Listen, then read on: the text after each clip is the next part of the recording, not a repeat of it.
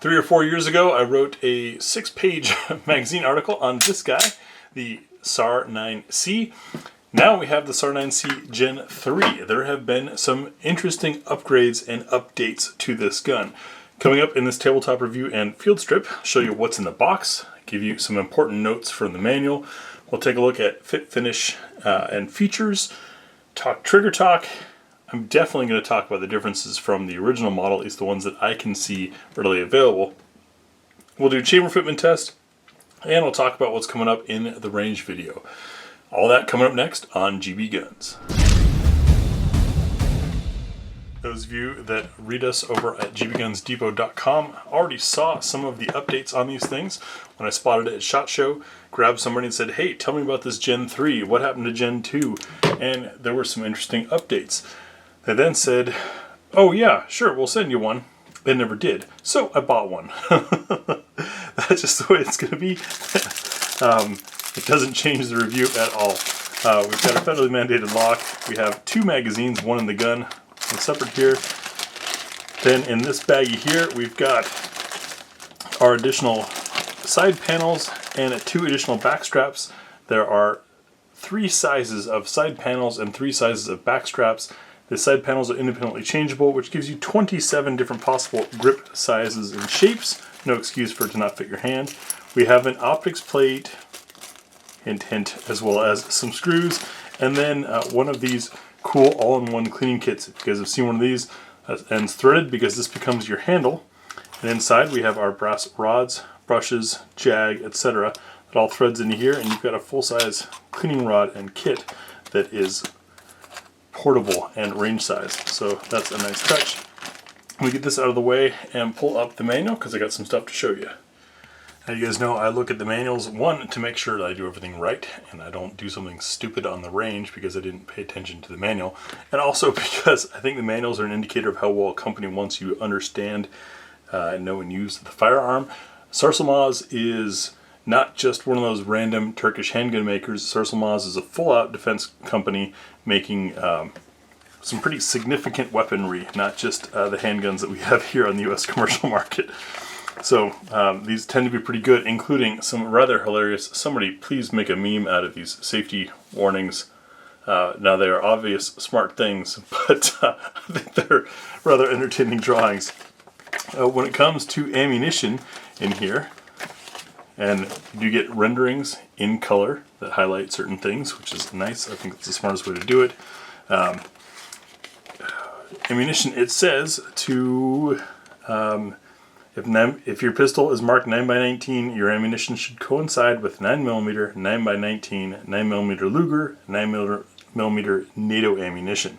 That's important because everyone always asks about plus P ammo. Plus P ammo is 10% above SAMI spec.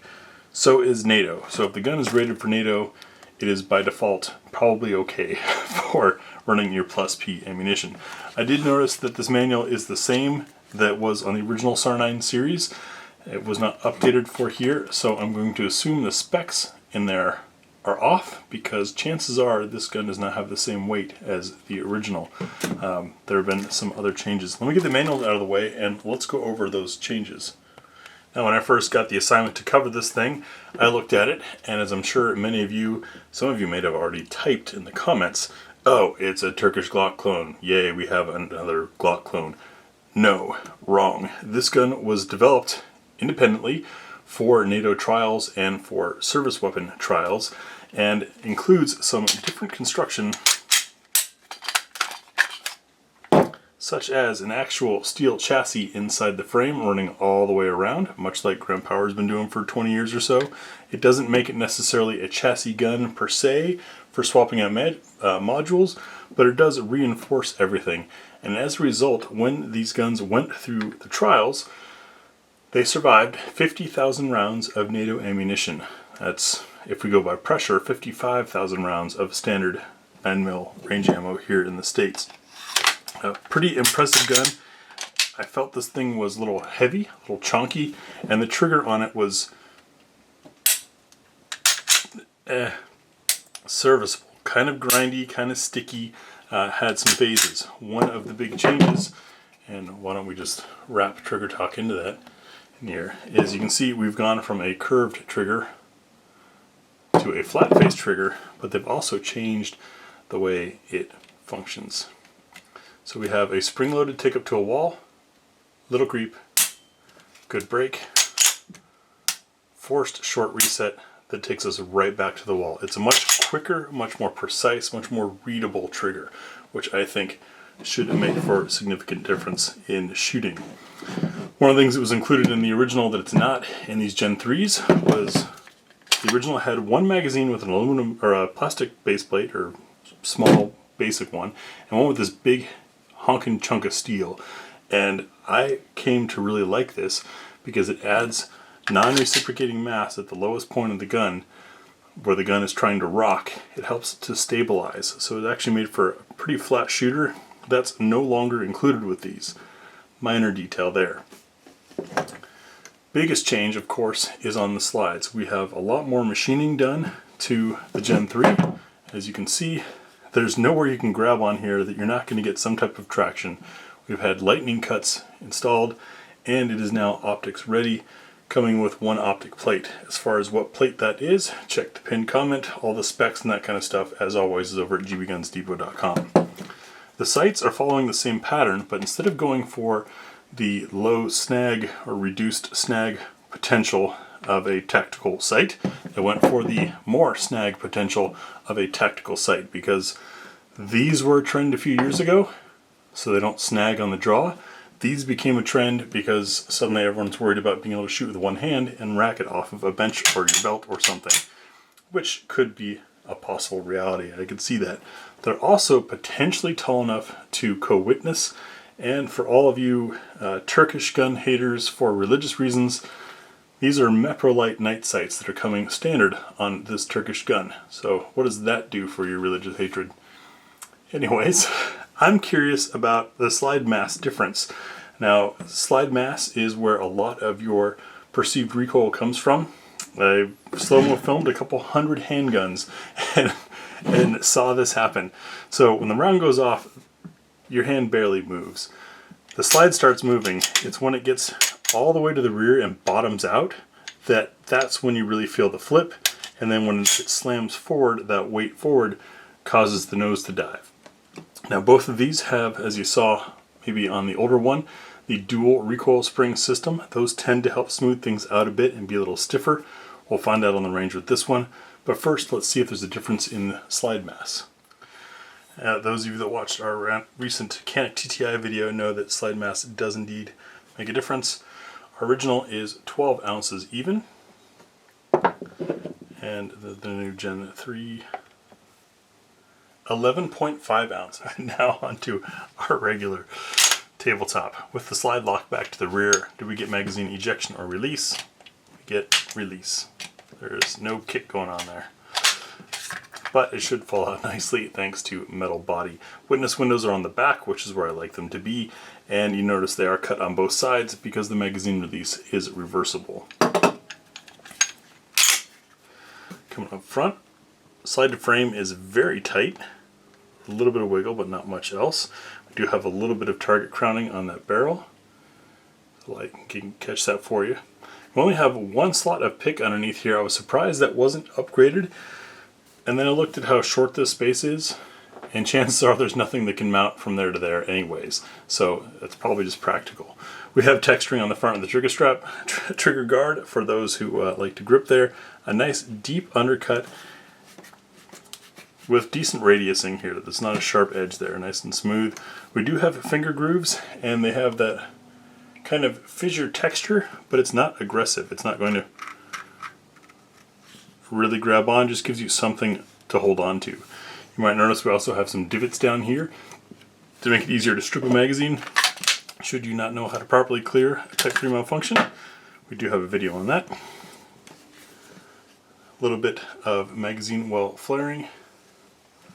Flush cut across the bottom, and you can almost see the seam.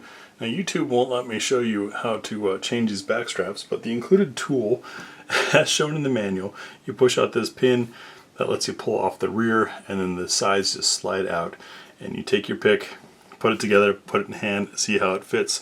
I found on the 9C original, I wanted a little bit larger on this side to fill some hand gap in there so that I could reach the trigger and still have good contact with the gun.